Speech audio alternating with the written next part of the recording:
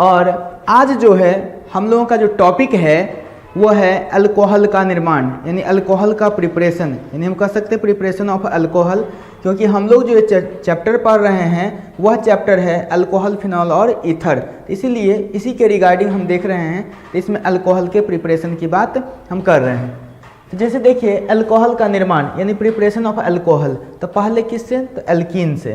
तो देखिए कि एल्कीन से हम अल्कोहल को कैसे हम प्राप्त करेंगे, कैसे निर्माण करेंगे। देखिए एल्कीन से पहला है मार्कोनिकॉफ रूल के अनुसार, मार्कोनिकॉफ कहिए चाहे मार्कोनिकॉव्स भी कहीं कहीं पर लिखा हुआ रहता है, उस रूल के हिसाब से अम्ल उत्प्रेरित हाइड्रेशन के द्वारा हम क्या करते हैं, अल्कीन से अल्कोहल को प्राप्त करते हैं। मार्कोनिकॉफ रूल के अनुसार अम्ल उत्प्रेरित यानी एसिड कैटेलाइज्ड हाइड्रेशन के द्वारा, हाइड्रेशन मतलब जलीकरण यानी जल की उपस्थिति यहाँ पर रहेगी। तो जैसे देखिए कि यहाँ पर यह अल्कीन है, क्यों, डबल बॉन्डेड है, ये डबल बॉन्डेड कार्बन है, तो इसलिए इसको हम क्या कहते हैं कि यह अल्कीन है, इसको सिंपल सा अल्कीन क्योंकि डबल बॉन्ड दिखा। यहाँ पर यह H2O है और H+, जिसको हम कह सकते हैं कि यह अम्ल उत्प्रेरक यानी H3O+ बनाएगा, जो आगे हम देखेंगे, ठीक है ना। तो यहाँ पर देखिए कि यह इसको कहते हैं उत्प्रेरक यानी H+ जो है ना, यही एसिड कैटलिस्ट इसको कहते हैं, यानी अम्ल उत्प्रेरक कहते हैं। इसी की उपस्थिति में देखिए कि यहाँ पर क्या बन गया है, डबल बॉन्ड हट गया है और यहाँ पर OH लग करके इसमें क्या हो गया, तो मतलब अल्कोहल का निर्माण हो गया। अब जैसे देखते रहे हैं यहाँ पर कि CH3CH डबल बॉन्ड CH2, इसका नाम है प्रोपीन। अगर प्रोपीन पर हमने क्या किया, H2O डाल करके और एसिड कैटलिस्ट, कहने का मतलब कि H+ की मात्रा यहाँ पर रख दें, तब हम कह सकते हैं कि क्या होता है कि इस CH के साथ जो CH डबल बॉन्ड CH2 है, ये वाला जो है CH, इसके साथ क्या लगेगा, OH लगेगा और यह हो जाएगा CH3CHOH CH3, यानी कि इसको हम कह सकते हैं कि यह हमें क्या मिला, अल्कोहल मिल गया। तो यहाँ पर आपको एक चीज़ देखना पड़ेगा कि अल्कोहल का निर्माण हम पढ़ रहे हैं, तो पहला है एल्कीन से, उसमें भी किसके हिसाब से, तो मार्कोनिकॉफ रूल के हिसाब से क्या होता है कि अम्ल उत्प्रेरित जलीकरण के द्वारा यानी हाइड्रेशन के द्वारा हम जो है ना अल्कोहल को प्राप्त कर सकते हैं। अब इसका मैकेनिज्म, आखिर ये सब कैसे होता होगा, ठीक है ना। जैसे CH3CH double bond CH2 H2O, ये सब चाहे यहाँ पर डबल बॉन्ड है तो फिर OH लगता है, आखिर ये कैसे होता होगा, किसी एक अल्कीन को लेकर के हम लोग देखते हैं। तो देखिए मैकेनिज्म यानी कि इसकी क्रियाविधि, ठीक है ना, चाहे इसकी प्रक्रिया है आप कह सकते हैं इसको। तो स्टेप 1 पहला क्या है, पहला स्टेप में क्या होता है, तो H3O+, जिसको हम हाइड्रोनियम आयन कहते हैं। H3O+ कहाँ से आता है, देखिए ना, यही H2O है और यहाँ पर यह जो है H+, तो यही H2O और H+ मिल करके H3O+ बनाता है, ठीक है ना। इसके पीछे भी रीजन आप देख सकते हैं कि ये कैसे बनता होगा, तो इस चीज़ को मैं यहाँ पर बताऊँ आपको। जैसे देखिए कि H2O है और यहाँ पर H+ के साथ यह क्या करता है, H+ के साथ, यानी कि जिसको हम कहते हैं, इसको हम प्रोटॉन कह सकते हैं, H+ को चाहे हाइड्रोजन आयन कह सकते हैं। आप देखिए H2O में जो ऑक्सीजन है उसके पास 2 लोन पेयर है, H2O के ऑक्सीजन के पास 2 लोन पेयर है। अब देखिए हाइड्रोजन के पास एक ही इलेक्ट्रॉन होता है, अब वह भी इलेक्ट्रॉन इसने लूज कर दिया, इसने इस इलेक्ट्रॉन को खो दिया है, इसके वजह से वो H+ के रूप में, यानी अब इसके पास कोई इलेक्ट्रॉन नहीं, अब यह जो है ना एक ही था वो भी लॉस हो चुका है, ठीक है ना। अब यह हो गया भिखमंगा टाइप से, अब यह हो गया। लेकिन H2O के नज़दीक में जैसे आता है तो H2O के पास जो यह लोन पेयर है, इलेक्ट्रॉनों की निर्जन जोड़ी है, तो यह ऑक्सीजन क्या करता है, यह दोनों इलेक्ट्रॉन के माध्यम से इसको यह प्रोवाइड करता है कोऑर्डिनेट बॉन्ड के द्वारा, उपसह संयोजक बंधन के द्वारा। ऐसा क्यों, क्योंकि देख सकते हैं यहाँ पर क्या होता है कि एक बॉन्ड बनाने के लिए 2 इलेक्ट्रॉन की आवश्यकता होती है, एक बॉन्ड बनाने के लिए 2 इलेक्ट्रॉन की आवश्यकता होती है। इसमें से दोनों का दोनों इलेक्ट्रॉन केवल ऑक्सीजन के द्वारा ही प्रोवाइड होगा, इसमें हाइड्रोजन के इलेक्ट्रॉन की कोई साझेदारी नहीं है, इसलिए इसको कहते हैं यह उपसह संयोजक बंधन बनाता है।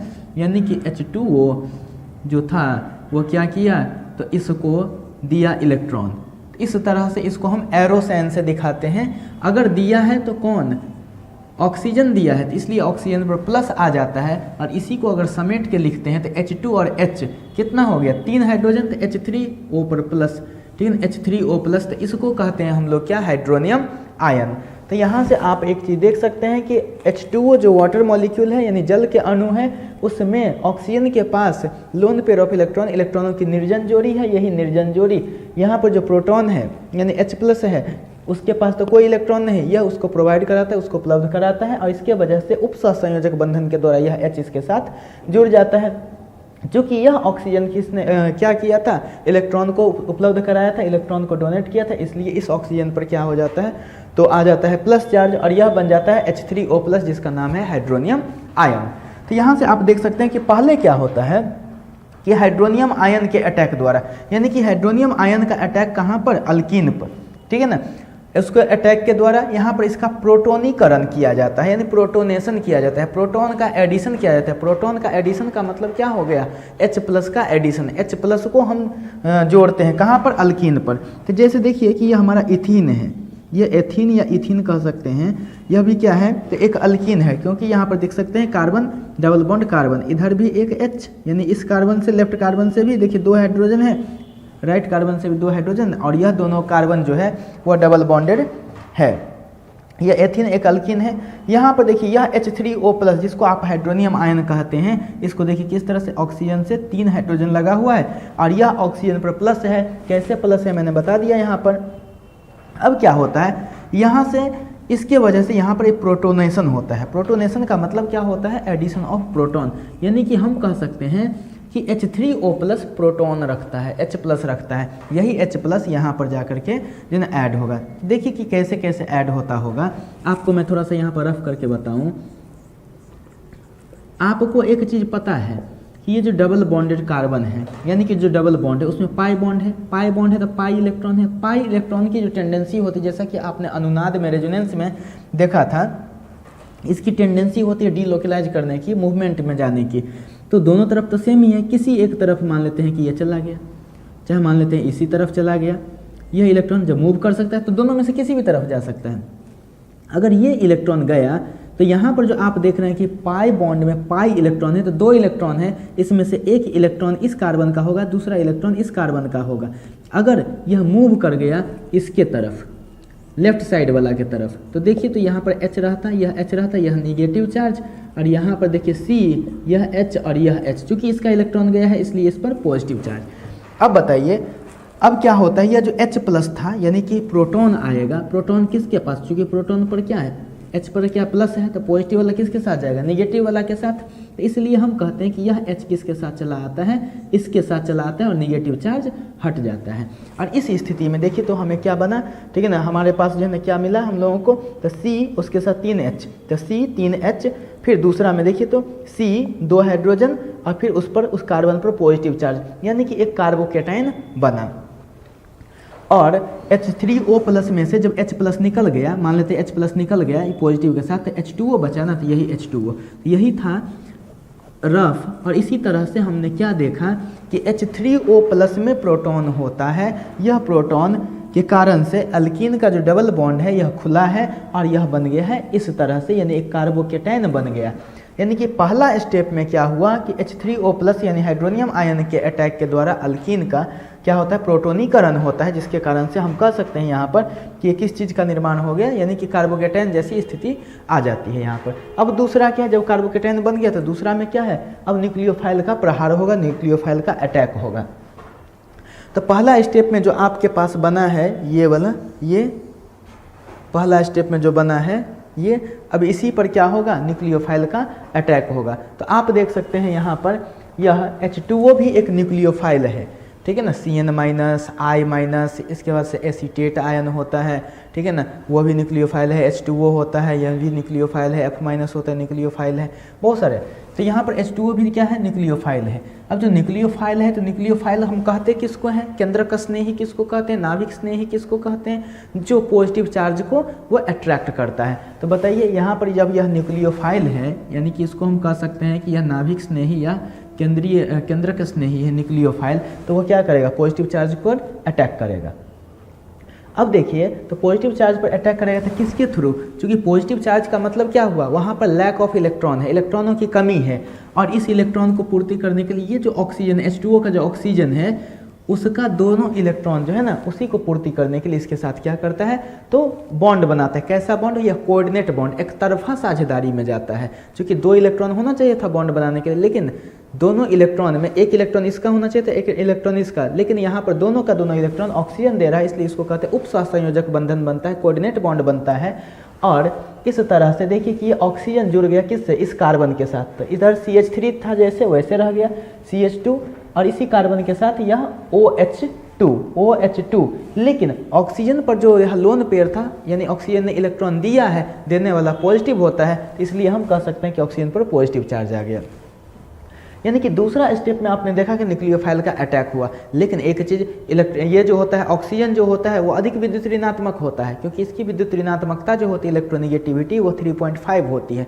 तो विद्युत ऋणात्मकता अधिक होती है, उस पर पॉजिटिव चार्ज है, ये अनस्टेबिलिटी, यहाँ पर यह हाईली अनस्टेबल हो जाता है फिर, ठीक है ना। यानी ऑक्सीजन पर पॉजिटिव चार्ज है तो अनस्टेबल। अब स्टेबिलिटी गेन करने के लिए देखिए क्या करता है, तो डीप्रोटोनेशन, यानी कि जिस प्रोटोन को, यानी जिस H+ को लिया था फर्स्ट स्टेप में, उसको अब क्या कर देता है, डी कर देता है, यानी हटा देता है, रिमूव कर देता है, ठीक है ना। तो अब उसके बाद वजह से क्या होता है, अल्कोहल का निर्माण होता है। यानी स्टेप 3 में जा करके क्या हो गया, अल्कोहल बनाने के लिए डीप्रोटोनेशन, इसको कहते हैं विप्रोटोनीकरण हिंदी में। यानी कि आप देखिए तो यहाँ पर यह चीज़ सेकेंड स्टेप में बना, फर्स्ट स्टेप में यह वाला बना था, यह फर्स्ट स्टेप में यह बना था, सेकेंड स्टेप में न्यूक्लियोफाइल के अटैक के कारण से यह बना, थर्ड स्टेप में इसमें से क्या होगा, चूँकि ऑक्सीजन पर पॉजिटिव चार्ज आ गया है ना और यह अनस्टेबल होता है, ठीक है ना। तो इसलिए यहाँ से क्या होता है कि ये प्रोटॉन क्या करता है, इस तरह से ध्यान दीजिए, ऑक्सीजन पर पॉजिटिव चार्ज है, ठीक है ना, यानी ऑक्सीजन को इलेक्ट्रॉन की कमी सा महसूस हो रहा है, ये क्या करेगा, इसका भी ले लेगा इलेक्ट्रॉन, ठीक है ना।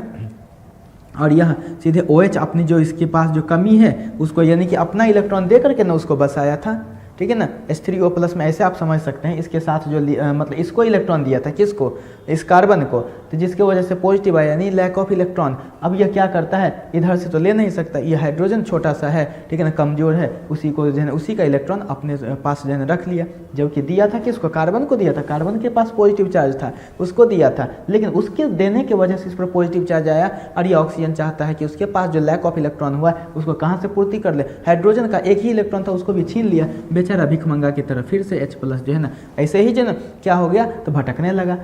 अब देखिए तो ये भी चीज़ होगा किसके प्रेजेंस में, तो यहाँ पर H2O, जब हाइड्रेशन है, जलीकरण हो रहा है, तो जल की उपस्थिति रहेगी रहेगी।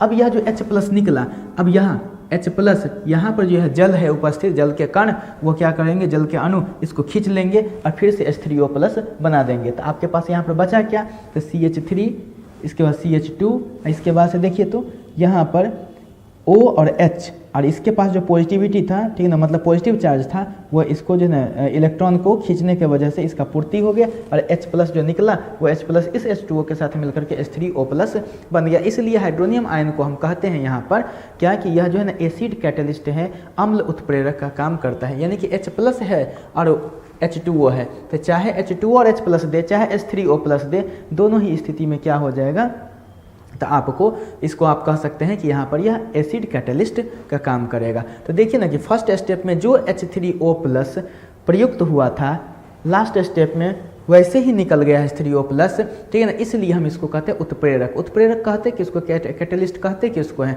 तो वह केमिकल सब्सटेंस जो क्या होता है ना, रेट ऑफ रिएक्शन को एनहांस कर देता है, रेट ऑफ रिएक्शन को यानी कि अभिक्रिया की दर को बढ़ा देता है, लेकिन उस अभिक्रिया में भाग नहीं लेता है। ठीक यह अगुआ के जैसा है, जैसे शादी विवाह में 2 परिवार को मिला देता है कैटलिस्ट यानी कि अगुआ, और फिर उसमें तो पार्टिसिपेट नहीं करता है, अगुआ का तो उसमें शादी नहीं होता है।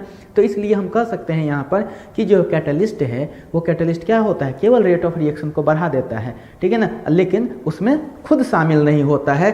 तो यही है उत्प्रेरक, यानी कि हम कैटलिस्ट इंग्लिश में कहते हैं। H3O+ का वही काम हुआ, एक जगह जुड़ा, फिर बाद में जैसे था वैसे निकल गया, इसमें कहीं पर भी पार्टिसिपेट नहीं किया। जो फाइनल प्रोडक्ट बना, जो अंतिम जो उत्पाद बनता है, उसमें इसका कोई रोल नहीं हो पाता है, ठीक है ना, उसमें नहीं जुड़ता है, जैसे गया था वैसे आ गया, इसलिए यह उत्प्रेरक है। चूंकि H+ के कारण से H3O+ बना, H+ पहचान है अम्ल की, इसलिए इसको हम अम्ल उत्प्रेरक कहते हैं, ठीक है। अब चलिए यहाँ पर एक चीज़ आया था आपको कि जो मार्कोनिकॉफ्स रूल, देखिए मार्कोनिकॉफ रूल या मार्कोनिकॉफ नियम, क्या है मार्कोनिकॉफ नियम या मार्कोनिकॉफ रूल। चलिए हम सबसे पहले एग्जांपल देखते हैं, उसके बाद से इसका लैंग्वेज जो है आपको समझ में आ जाएगा। तो चलिए हम लोग जो है ना यहाँ पर देखें, कि देखिए अल्कीन है यह, चूँकि पढ़ तो रहे हैं अल्कीन है के लिए ना, अल्कीन से अल्कोहल कैसे बनाएंगे। तो यहाँ पर देखिए अल्कीन में डबल बॉन्डेड कार्बन 2 है, एक ये है CH और एक ये है CH2। इसके पास एक ही हाइड्रोजन है, इसके पास 2 हाइड्रोजन है। तो यानी कि हम कह सकते हैं कि डबल बॉन्डेड 2 कार्बन है, एक डबल बॉन्डेड कार्बन के साथ एक हाइड्रोजन है और दूसरा द्विआबंधित कार्बन यानी कि डबल बॉन्डेड कार्बन के साथ 2 हाइड्रोजन है। यह जो है मार्कोनिकॉफ रूल कहता है कि इसके साथ अगर कोई असममित अभिकर्मक इस पर जो है प्रयुक्त हो, रिएजेंट जो है प्रयुक्त हो। असममित क्यों? अगर जैसे देखिए कि Cl हो गया तो दोनों तरफ तो सेम ही हो गया, तो इसको कहते हैं सममित, सिमेट्रिकल। लेकिन HCl की यदि बात करें आप, तो HCl में देखिए ना, एक हो गया हाइड्रोजन अलग और Cl हो गया अलग, यह असममित हो गया, यानी कि यह अनसिमेट्रिकल हो गया। इसमें भी अगर बात करते हैं तो Cl जो है अधिक विद्युत ऋणात्मक है, क्योंकि इसकी विद्युत ऋणात्मकता जो होती है 3.0 होती है और हाइड्रोजन की होती है 2.1। तो यानी अधिक विद्युत ऋणात्मक कौन हो गया? Cl हो गया, और कम विद्युत ऋणात्मक कौन हो गया? H हो गया। अब देखिए यह Cl यानी कि यह ऐसे टूटेगा, यानी Cl लगेगा एक कार्बन के साथ और H लगेगा दूसरा कार्बन के साथ। तो किस कार्बन के साथ Cl लगेगा, किस कार्बन के साथ H लगेगा? Cl का मतलब क्या हो गया? अधिक विद्युत ऋणात्मक तत्व। किसके साथ लगेगा? तो उस डबल बॉन्डेड कार्बन के साथ जाकर के लगेगा यह Cl असममित यानी अनसिमेट्रिकल जो आपके पास अभिकर्मक है, रिएजेंट है, अनसिमेट्रिकल रिएजेंट, उसका अधिक विद्युत ऋणात्मक जो तत्व है वो किस कार्बन के साथ लगेगा? किस द्विआबंधित कार्बन के साथ? जिसके पास कम हाइड्रोजन है। और H किसके साथ लग जाए? जिसके पास ज़्यादा है। इसको कहते हैं मार्कोनिकॉफ रूल, ठीक है ना। तो यानी हम कह सकते हैं कि अनसिमेट्रिकल हमारा अल्कीन भी हो, अनसिमेट्रिकल अल्कीन है। अनसिमेट्रिकल अल्कीन का मतलब क्या हुआ? डबल बॉन्डेड कार्बन के एलोंग जो है ना, आप इसके सापेक्ष इसको कट कीजिए तो क्या देखिए, तो दोनों टुकड़ा सेम है क्या? ये टुकड़ा और ये टुकड़ा सेम है? नहीं है, ये टुकड़ा सेम। इधर 2 कार्बन का टुकड़ा प्राप्त होता है, इधर 1 कार्बन का टुकड़ा प्राप्त होता है, यह सेम टुकड़ा नहीं है। तो इसलिए हम कहते हैं कि अनसिमेट्रिकल है, असममित प्रोपीन और उस पर असममित रिएजेंट का प्रयोग होने से देखिए कि आपको ये सब चीज़ प्राप्त होगा। तो चलिए सबसे पहले हम यहाँ पर हम मार्कोनिकॉफ रूल के हिसाब से हम बात कर रहे थे, ठीक है ना। तो था आपके पास क्या कि CH3 CH double bond CH2, ठीक है ना।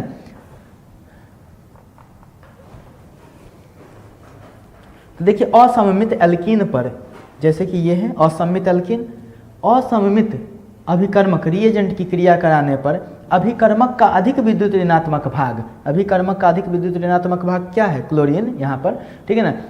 वो क्या होता है? द्विआबंध युक्त यानी डबल बॉन्डेड उस कार्बन पर जुड़ता है। डबल बॉन्डेड 2 कार्बन है, उस कार्बन पर जुड़ता है जिस पर हाइड्रोजन परमाणुओं की संख्या कम होती है। तो देखिए, तो डबल बॉन्डेड कार्बन पर हाइड्रोजन परमाणु इसके पास कम है ना, कम होती है। इस नियम को मार्कोनिकॉफ रूल कहते हैं। जैसे प्रोपीन पर HCl का योग कराने पर 2 क्लोरोप्रोपेन बनता है, जैसे कि आप ये सब देख सकते हैं।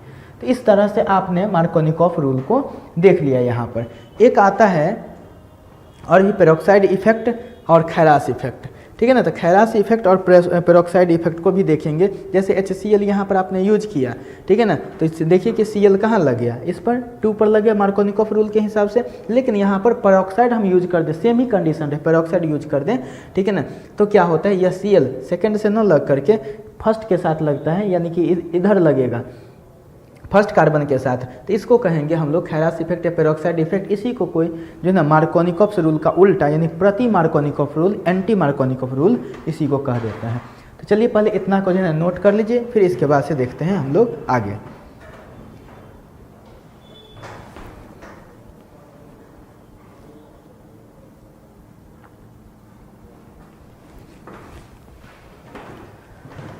हाँ तो स्टूडेंट्स लिख लिए होंगे आप लोग। चलिए पहले अब इसको मिटा देते हैं, फिर देखते हैं हम लोग एक और इसी तरह का नियम है खैरास इफेक्ट, पेरोक्साइड इफेक्ट। ये इससे पहले हम लोग मार्कोनिकॉफ रूल पढ़े। अब जो है ना उसी तरह से मार्कोनिकॉफ रूल में क्या होता था कि अनसिमेट्रिकल अल्कीन पर अनसिमेट्रिकल रिएजेंट अगर आता था तो उसका अधिक विद्युत ऋणात्मक वाला भाग, अभिकर्मक का, रिएजेंट का अधिक विद्युत ऋणात्मक वाला जो भाग होता है वह उस डबल बॉन्डेड कार्बन से लगता था जिसके पास कम हाइड्रोजन होता था। तो उसको हम लोग क्या कहते हैं कि यह मार्कोनिकॉफ रूल के अंतर्गत आता है। मार्कोनिकॉफ साहब ने बताया था इसके बारे में, ठीक है ना, एक साइंटिस्ट थे वो। अब है खैरास प्रभाव या पर ऑक्साइड प्रभाव, जो मार्कोनिकॉफ रूल का उल्टा होता है। इसमें क्या होता है, सारा सिचुएशन वही रहता है, केवल बदल जाता है क्या, तो एक नया चीज़ केवल चला आता है यहाँ पर, जैसे ऑक्सीजन O2 या पर ऑक्साइड ये चला आता है। O2 कहने का मतलब इस तरह से, ठीक है ना, मतलब ऑक्सीजन हो गया, और इसके बाद से जो ना पर ऑक्साइड का मतलब जैसे H2O2 होता है ना, H2O2 तो HOOH, ठीक है ना, तो ये हाइड्रोजन पर ऑक्साइड इसको कहते हैं। अब इसके वजह से ये क्या होता है कि जो Br मार्कोनिकॉप्स रूल में किसके डबल बॉन्डेड, उस डबल बॉन्डेड कार्बन से लगता था जिसके पास कम हाइड्रोजन होता था, अब क्या होता है, यह Br जो है क्योंकि अधिक विद्युत ऋणात्मक है ना, वह लगता है उस डबल बॉन्डेड कार्बन के साथ जिसके पास क्या है, ज़्यादा संख्या में, ज़्यादा मात्रा में हाइड्रोजन आयन है, हाइड्रोजन परमाणु है, आयन नहीं परमाणु है, उसके साथ लगता है। तो इसको कहते हैं खैरास इफेक्ट, खैरास प्रभाव, क्योंकि उन्होंने ही सबसे पहले बताया था इसके बारे में। जैसे देखिए ऑक्सीजन या पर ऑक्साइड की उपस्थिति में असममित अल्कीन पर, उसमें भी तो मार्कोनिकॉप में तो असममित अल्कीन पर ही बात होता था, अनसिमेट्रिकल अल्कीन पर, यहाँ पर भी उसी तरह की बात होती है कि असममित अल्कीन पर HBr का योग कराने पर ब्रोमीन परमाणु, देखिए यही HBr है ना, ब्रोमीन परमाणु द्विबंध युक्त उस कार्बन से जुड़ता है, द्विबंध युक्त 2 कार्बन है उसमें से उस कार्बन से जुड़ता है जिस पर हाइड्रोजन परमाणुओं की संख्या अधिक होती है। जैसे ये, इस प्रभाव को खैरास प्रभाव या इसको कहते हैं परऑक्साइड प्रभाव। जैसे प्रोपीन पर HBr का योग कराने पर 1 ब्रोमोप्रोपेन बनता है, जैसे कि देख सकते हैं यही, ठीक है ना। यह अल्कीन है जिसको कहते हैं हम, यह कैसा अल्कीन, 3 कार्बन का अल्कीन है तो प्रोपीन हो गया, इस पर HBr लगा पेरोक्साइड की उपस्थिति में, तो जो Br मार्कोनिकॉप्स रूल में इस कार्बन के साथ लगता था वो इसमें देखिए इसके साथ लगा, इसलिए इसको हम एंटी मार्कोनिकॉप या प्रति मार्कोनिकॉप नियम भी कहते हैं। तो देखिए ये सब जो चीज़ हम लोग पढ़ रहे थे, एसिड कैटालाइज वाला जो न था स्थिति, उसके अंतर्गत उसी में जो एक चीज़ आया था कि मार्कोनिकॉफ रूल के हिसाब से अम्ल उत्प्रेरित हाइड्रेशन होता था, उसी में मार्कोनिकॉफ रूल है तो खैरास इफेक्ट या पेरोक्साइड इफेक्ट को भी पढ़ लिए। और ये सब वाला चीज़ जो है ना, आप पीछे भी आप जो है ना देख चुके हैं, जब कन्वर्जन पढ़ रहे थे वहाँ पर भी सब टाइप से जो है ना यूज हुआ था, ठीक है ना। अब इसके बाद से क्या है, बी यानी पहला अल्कीन से हम प्राप्त करते हैं, तो पहला किससे, तो एसिड कैटालाइज्ड हाइड्रेशन से। दूसरा है क्या, हाइड्रोबोरेशन ऑक्सीडेशन द्वारा, हाइड्रोबोरेशन ऑक्सीडेशन द्वारा।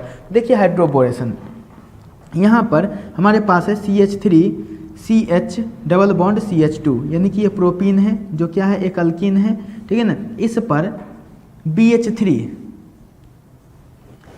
से रिएक्शन करवाया गया, ठीक है ना, तो देखिए कि यह प्रोपेन 1 ऑल प्राप्त होता है। अब ये कैसे होता है, इसी की प्रक्रिया को देख लेते हैं कि इसमें कैसे होता होगा। तो सबसे पहली बात देखिए कि CH3CH डबल बॉन्ड, ठीक है ना, इसके बाद से CH2 है, डबल बॉन्ड CH2, जो BH3 था, तो BH3 का मतलब क्या, B से H यही ना, तो इसी को हम क्या लिख सकते हैं, HBH2 लिख सकते हैं कि नहीं लिख सकते हैं, ठीक है ना। एक H को अलग कर दिया, 2 H को इसके साथ ही रहने दिए, ठीक है ना। इस तरह से क्या हो गया, HBH2। अगर ऐसा करते हैं तो एक चीज़ आप देख सकते हैं, यहाँ से एक चीज़ आप देख सकते हैं कि हुआ क्या कि यह H, जैसे HBr होता था ना, HBr, तो Br जो ना किसके जो है ना साथ जुड़ता था, तो साइड वाला के साथ, परऑक्साइड इफेक्ट के कारण से। यहाँ पर भी क्या है, पहले था हाइड्रोबोरेशन, जैसा कि हाइड्रो और बोरोन है ना, यहाँ पर हाइड्रोजन और बोरोन, तो हाइड्रोबोरेशन है, फिर ऑक्सीडेशन, यानी कि पेरोक्साइड को हम लाएंगे ऑक्सीडेशन के लिए। तो इसलिए पेरोक्साइड की उपस्थिति में ये जो Br जैसे ये BH2 काम कर रहा है, वो किसके साथ, तो इसके साथ जुड़ रहा है, यानी कि इस डबल बॉन्डेड कार्बन के साथ जो है ना BH2 जुड़ गया। और ये जो H है किसके साथ, इसके साथ, तो CH के साथ देखिए H और CH2 के साथ BH2 जुट गया। अब फिर से हम क्या करते हैं, तो यही जो प्रोपीन का एक और अणु इस पर डालते हैं और यहाँ से रिएक्शन आगे बढ़ेगा, यानी कि ये जो भी बना इस पर एक अणु और डाल दिए, किसका, प्रोपीन का, जिसको हम सबस्ट्रेट के रूप में यहाँ पर लिए थे, ठीक है ना। उसी को यहाँ पर फिर से हम एक अणु और डालते हैं, एक अणु और डालेंगे तो स्थिति जो अब BH2 है, अब जो BH2 है तो इसको हम ऐसे कहते हैं कि BH और H, फिर से यह क्या होगा, यहाँ से यह जो BH है वो किसके साथ जुड़ जाएगा, इसके साथ जुड़ जाएगा। यानी हम कह सकते हैं कि ये वाला जो CH2 है वाला पार्ट है, डबल बॉन्ड टूटेगा, यह CH2 उस B के साथ जुड़ जाएगा, यानी कि यहाँ पर CH2, उसके बाद से CH और उसके साथ जो है ना BH वाला H आ जाएगा, तो ये CH2 हो जाएगा और फिर से यहाँ से CH3 हो जाएगा।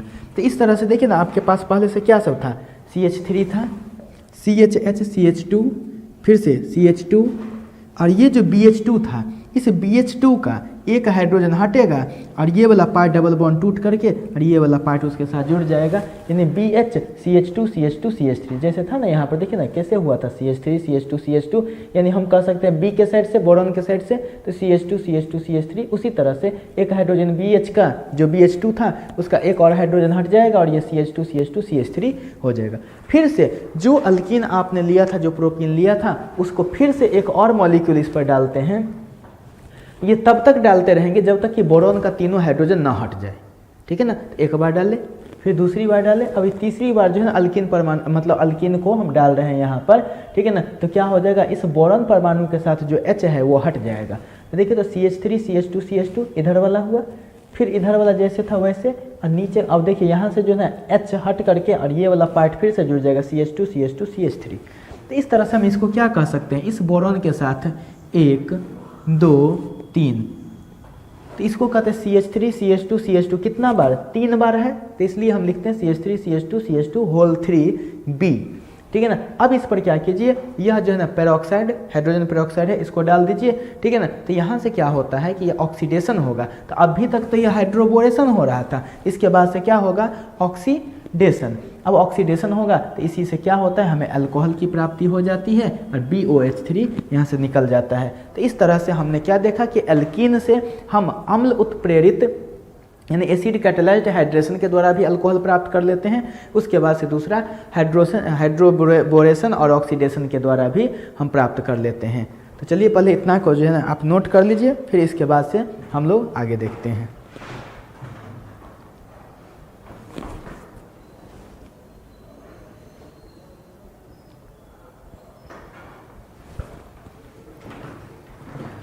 हाँ तो स्टूडेंट्स लिख लिए होंगे आप लोग, मिटा दिया जाए तो पहले, चलिए इसको मिटा देते हैं, फिर इससे आगे देखते हैं कि और कैसे प्राप्त करते हैं अल्कोहल का निर्माण, और कैसे करते हैं। पहले तो अल्कीन से हम लोग अल्कोहल प्राप्त कर लिए, जिसमें 2 प्रोसेस था। एक था आपको एसिड कैटलिस्ट से, यानी हम कह सकते हैं अम्ल उत्प्रेरित हाइड्रेशन के द्वारा। उसके बाद से दूसरा था हाइड्रोबोरेशन ऑक्सीडेशन के द्वारा। ये था पहला में अल्कीन से कैसे प्राप्त करते हैं। अब है कार्बोनिल यौगिक से कैसे प्राप्त करते हैं। देखिए कार्बोनिल यौगिक किसको कहते हैं, तो जिसके पास ये वाला रहे, यानी ये ग्रुप जिसके पास रहेगा उसी को कहते हैं कार्बोनिल यौगिक। यानी C डबल बॉन्ड O जिसके पास रहे, अल्डिहाइड के पास होता है, कीटोन के पास होता है, एस्टर के पास होता है, कार्बोक्सिलिक एसिड के पास होता है, इसलिए इतने सारे चीज़ों का जो यहाँ पर रिएक्शन होगा। यानी हम कह सकते हैं कि कार्बोनिल यौगिक से हम अल्कोहल को प्राप्त कर सकते हैं, ठीक है। तो उसमें से भी देखिए, यानी पहला था अल्कीन से प्राप्त किए, अब है दूसरा कार्बोनिल यौगिक से प्राप्त करेंगे। इसमें भी पहला अल्डिहाइड और कीटोन के अवकरण के द्वारा, क्योंकि आपको मैंने बताया कि कार्बोनिल यौगिक किसको कहते हैं, तो जिसके पास ये ग्रुप रहे मौजूद, तो ये किसके पास रहता है, ऐसे कर दीजिएगा तो अल्डिहाइड हो जाएगा, यानी COOH हो जाएगा तो अल्डिहाइड हो जाएगा। अगर सीधे ऐसे छोड़ दीजिएगा तो ये कीटोन हो जाएगा, इसमें OH लगा दीजिएगा तो ये कार्बोक्सिलिक एसिड हो जाएगा, इसी में OR- ऐसे करके लगा दीजिएगा तो एस्टर हो जाएगा, ठीक है ना। तो इस सब तरह से आपने क्या देखा कि चाहे अल्डिहाइड, कीटोन, एस्टर और कार्बोक्सिलिक एसिड कुछ भी रहे, ये सब का सब कार्बोनिल यौगिक कहलाता है। तब कार्बोनिल यौगिक से हम कैसे प्राप्त करते हैं, तो पहला देखिए अल्डिहाइड और कीटोन के अवकरण द्वारा। तो जैसे देखिए ये अल्डिहाइड है, RC डबल बॉन्ड OH, ये अल्डिहाइड हुआ, इस पर H2, यानी कि हम कह सकते हैं हाइड्रोजनीकरण कराते हैं किसकी उपस्थिति में, तो पैलेडियम जैसा उत्प्रेरक की उपस्थिति में। तो यहाँ पर देखिए कि हमें RCH2OH, यह H ये वाला जो है ना आप देख सकते हैं, जो COOH है ना, यह आपको कह सकते हैं कि अल्डिहाइड ग्रुप CHO वो CH2OH में बदल जाता है, इसको हम कहते हैं 1 डिग्री या प्राथमिक अल्कोहल। वहीं पर कीटोन पर आप क्या करते हैं, NaBH4 सोडियम बोरोहाइड्रेट आप कह सकते हैं इसको, ठीक है ना, सोडियम टेट्राहाइड्रोबोरेट आप कह सकते हैं इसको, NaBH4, ठीक है ना। इसको आप जो है लिखते हैं, ठीक है ना, इसके साथ रिएक्शन कराते हैं तो ये वाला जो देख रहे हैं COO, यही क्या होता है CHOH में बदल गया। और इस तरह से आपने क्या देखा कि जिस कार्बन से यह जुड़ा हुआ है OH, वह इधर भी एक अल्किल समूह से, इधर भी एक एल्किल समूह से जो है ना जुड़ा हुआ है, जिसके वजह से इसको 2 डिग्री या द्वितीयक अल्कोहल कहते हैं। अब है कि अवकरण द्वारा अल्डिहाइड प्राथमिक अल्कोहल बनाता है, जबकि कीटोन द्वितीयक अल्कोहल बनाता है, जो आप देख भी रहे हैं।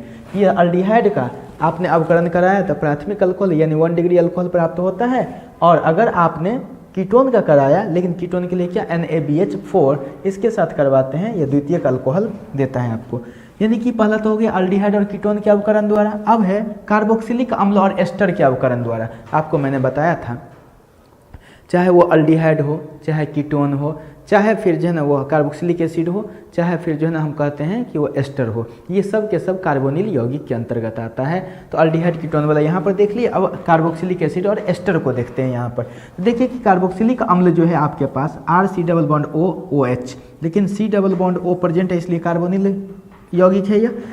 अब इस पर क्या करते हैं, यह कार्बोक्सिलिक अम्ल हुआ, लिथियम अल्युमिनियम हाइड्राइड डालते हैं पहली बार, फिर उसके बाद से H2O डालेंगे, यह हमें 1 डिग्री अल्कोहल प्राप्त हो जाता है, ठीक है ना। जबकि यह है हमारा एस्टर RC+O OR-, ठीक है ना, यह भी एक अलग अल्काइल है, यह अलग अल्काइल है, अल्काइल या एल्किल, ठीक है ना। आपको पता है ना कि अल्केन से जब एक हाइड्रोजन हटता है तो एल्किल समूह बनता है, ठीक है ना। इस पर जो H2 कैटलिस्ट के यानी उत्प्रेरक की उपस्थिति में, चाहे प्लेटिनम पैलेडियम कुछ भी, चाहे निकेल, इस सब के उपस्थिति में अगर इस पर क्या करते हैं आप हाइड्रोजन का जो है रिएक्शन करवाते हैं, तब देखिए कि आपको क्या मिलता है 1 डिग्री अल्कोहल यहाँ पर, ठीक है ना। मतलब और यह भी अल्कोहल, यानी कि इधर से भी ये वाला पार्ट से भी अल्कोहल आपको प्राप्त हो जाता है, और यहाँ पर इसके साथ भी क्या हो जाता है, ये वाला जो पार्ट है ये CH2OH में बदल जाता है, ऐसे नहीं ऐसे, यहाँ से कटेगा यहाँ से, ठीक है ना। और यह RC+O है तो CH2OH में यह बदल गया, R-OH में यह बदल जाता है, यानी कि दोनों का दोनों हमें क्या प्राप्त हो गया, अल्कोहल प्राप्त हो गया। यानी हम कह सकते हैं कार्बोनिल ग्रुप से, कार्बोनिल समूह से, कार्बोनिल यौगिक से भी हम अल्कोहल की प्राप्ति कर सकते हैं। अब है ग्रिग्नर्ड रिएजेंट से, यानी ग्रिग्नर्ड अभिकर्मक से कैसे प्राप्त करते हैं। तो आपको सबसे पहले ये समझना पड़ेगा कि ग्रिग्नर्ड रिएजेंट यानी कि ग्रिग्नर्ड अभिकर्मक होता क्या है। तो RMgX, इसको सिंपल से हम दिखाते हैं RMgX।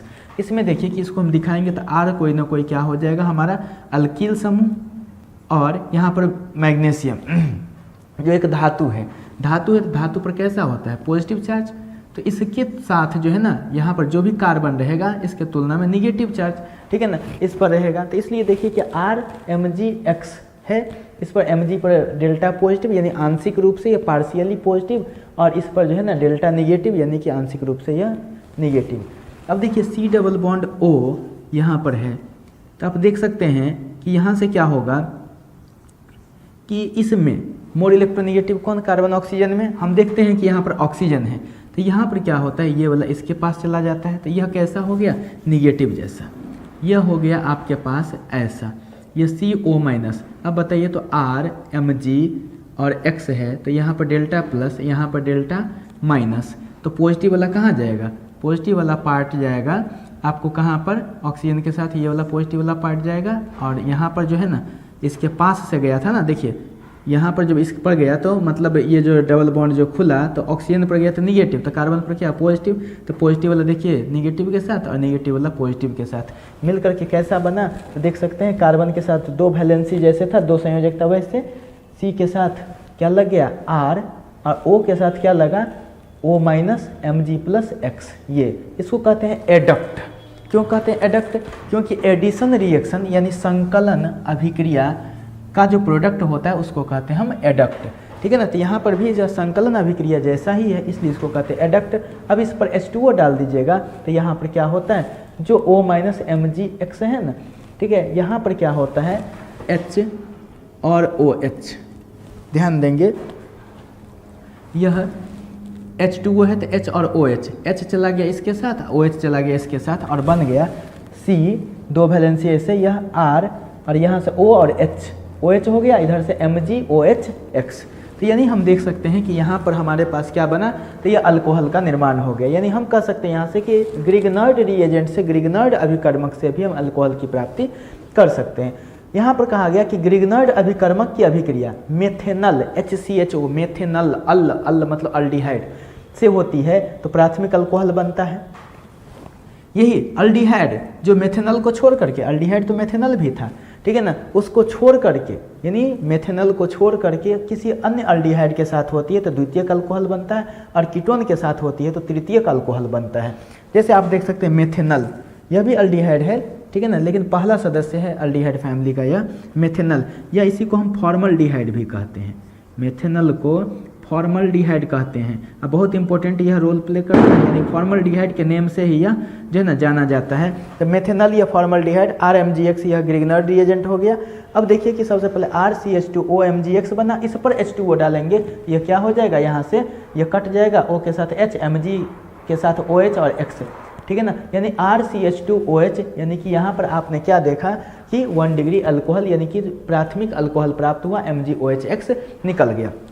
ये था मेथेनॉल। अब क्या है कि अल्डिहाइड के साथ अभिक्रिया हो लेकिन मेथेनॉल को छोड़ करके, तो देखिए कि यह भी क्या है, यह एक एल्डिहाइड है। एल्डिहाइड के साथ अभिक्रिया होती है R-MgX की, तो यहाँ पर देखिए कि RCH-R-OMgX ये बना, ऊपर OH जो है ना डाल दिया जाए, तो यहाँ पर देख सकते हैं RCH-R-OH यानी 2 डिग्री अल्कोहल प्लस MgOHX ये बना। अब यहाँ पर यह है कीटोन, यहाँ पर यह है कीटोन। कीटोन पर देखिए कि ग्रिग्नर रिएजेंट से अभिक्रिया होती है तो ये बना, और फिर उस पर जो ना OH पड़ा तो यहाँ से देखिए कि ये MgOHX हट जाएगा, इसके साथ OH लग जाएगा, और इस तरह से ये 3 डिग्री अल्कोहल या तृतीयक अल्कोहल प्राप्त हो जाता है। और इस प्रकार हम लोग जो देख सकते हैं यहाँ पर कि हम लोग कैसे कार्बोनिल यौगिक से प्राप्त कर लिए, ग्रिग्नर रिएजेंट से प्राप्त किए, अल्कीन से प्राप्त किए। चलिए पहले इतना को नोट कर लीजिए, इससे आगे थोड़ा 1-2 और भी है, इसको हम देख लेते हैं।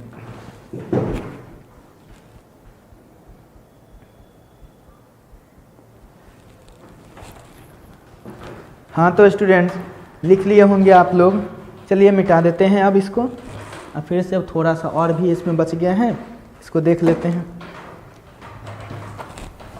देखिए हम लोग पढ़ रहे हैं अल्कोहल का प्रिपरेशन में, पहला कहाँ से, तो एल्कीन से, दूसरा कहाँ से, तो कार्बोनिल यौगिक से, तीसरा कहाँ से, ग्रिग्नर रिएजेंट से, और ये चौथा है अल्काइल हैलाइड के जल अपघटन यानी हाइड्रोलिसिस के द्वारा। यही है अल्काइल हैलाइड, देख सकते हैं R और X, यह अल्काइल यह हैलाइड, उसका जलीय अपघटन कराते देखिए अल्कोहल प्राप्त होता है, क्योंकि OH लगा हुआ है तो इसलिए अल्कोहल प्लस KX ये निकल जाता है। इसके बाद है ईथर के हाइड्रोलिसिस द्वारा, यानी ईथर का जल अपघटन के द्वारा। जैसे देखिए यही है ROR, यानी कि बीच में आप देख सकते हैं कि ऑक्सीजन रहे बीच में, इधर भी कार्बन इधर भी कार्बन, क्योंकि जो भी अल्काइल ग्रुप है या एल्किल समूह है उसमें क्या होता है, कार्बन होता है, तो इसलिए हम इसको क्या कहते हैं कि यह ईथर है। और ईथर का जल अपघटन यदि करवाते हैं तो देखिए अल्कोहल प्राप्त होता है। इसके बाद है प्राथमिक या 1 डिग्री एमीन से, देखिए RNH2, आप देख सकते हैं RNH2, यानी कि हम कह सकते हैं इसको CH3NH2, या हम कह सकते थे इसको कि ये CH3CH2NH2 है, ऐसे भी कह सकते थे। इसको कहते हैं 1 डिग्री एमीन, क्योंकि जिस कार्बन से यह NH2 जुड़ा हुआ है इसलिए यह एमीन है, जिस कार्बन से जुड़ा हुआ है वह कार्बन अन्य एक कार्बन से जुड़ा हुआ है, इसलिए इसको कहते हैं 1 डिग्री एमीन। इस पर नाइट्रस एसिड यानी नाइट्रस अम्ल का हम अभिक्रिया कराते हैं इसकी उपस्थिति में। इसका जो मिक्सचर है NaNO2 सोडियम नाइट्रेट और किसका सोडियम नाइट्राइट और जो है HCl का जो मिक्सचर है उसके साथ उसकी उपस्थिति में इसकी अभिक्रिया कराते हैं, तो देखिए हमें अल्कोहल प्राप्त होता है, N2 गैस निकल जाती है और यह H2O निकलता है। इसमें देखिए एक नोट देखिए कि मिथाइल एमीन या मेथिल एमीन, मेथिल एमीन हम किसको कहते हैं, इसको CH3NH2 को, यह भी 1 डिग्री है, यह मेथिल एमीन देख सकते हैं कि यह भी क्या है, तो 1 डिग्री है, यानी CH3NH2 यह 1 डिग्री हुआ। लेकिन कहा गया कि ये मेथिल एमीन है, यह HNO2 के साथ यानी नाइट्रस अम्ल के साथ मेथिल अल्कोहल नहीं देती है। आपको जबकि यहाँ पर पता था कि 1 डिग्री एमीन जो है ना वो अल्कोहल देती है, मेथिल एमीन को छोड़ करके यानी मेथिल को छोड़ करके एथिल प्रोपिल ये सब जो कुछ भी रहेगा वो सब क्या है कि वो नाइट्रस अम्ल के साथ वो क्या देती है, मेथिल अल्कोहल देती है, यह ठीक है ना, मतलब मेथिल अल्कोहल नहीं देती है। फिर से ध्यान देंगे कि मेथाइल एमीन यानी मेथिल एमीन 1 डिग्री होते हुए भी यह मेथिल अल्कोहल नहीं देती है, और यह क्या देती है, तो देख सकते हैं इसको कहते हैं डाईमिथाइल ईथर, ठीक है ना, यानी ईथर देती है। और ये कंपाउंड CHONO यानी आप जो है देख सकते हैं वह नाइट्रिटो जैसा कंपाउंड देता है। अब है लास्ट अल्कोहलिक किण्वन द्वारा, यानी कि अल्कोहलिक किण्वन द्वारा कैसे, सबसे पहले यह है C12H22O11, इसको कहते हैं सुक्रोज, जिसको चीनी कहते हैं वो सुक्रोज। इसका हम देखते हैं जल अपघटन कराते हैं इसके उपस्थिति में इनवर्टेज जैसा जो ना, इसको हम कह सकते हैं उत्प्रेरक कैटलिस्ट कहते हैं, इसकी उपस्थिति में जब अभिक्रिया करता है तो यह सुक्रोज टूटता है, किसमें, ग्लूकोज और फ्रुक्टोज में। देखिए दोनों का मॉलिक्यूलर फार्मूला अणुसूत्र सेम है, लेकिन इसका स्ट्रक्चरल फार्मूला जो होता है, संरचना सूत्र अलग होता है, इसलिए ये दोनों अलग कंपाउंड है। तो यह ग्लूकोज हुआ, यह फ्रुक्टोज टूट गया, यानी कि हम कह सकते हैं कि यह सुक्रोज जो है दो चीज़ में टूटा, ग्लूकोज और फ्रुक्टोज में। तो यह ग्लूकोज अब जो है देखिए, चाहे फ्रुक्टोज, ग्लूकोज या फ्रुक्टोज पर अब जाइमेज जैसा उत्प्रेरक हम डालते हैं तो यह देखिए कि एथेनॉल प्राप्त हो गया, यानी कि अल्कोहल प्राप्त हो गया, और यह CO2 गैस उड़ जाती है।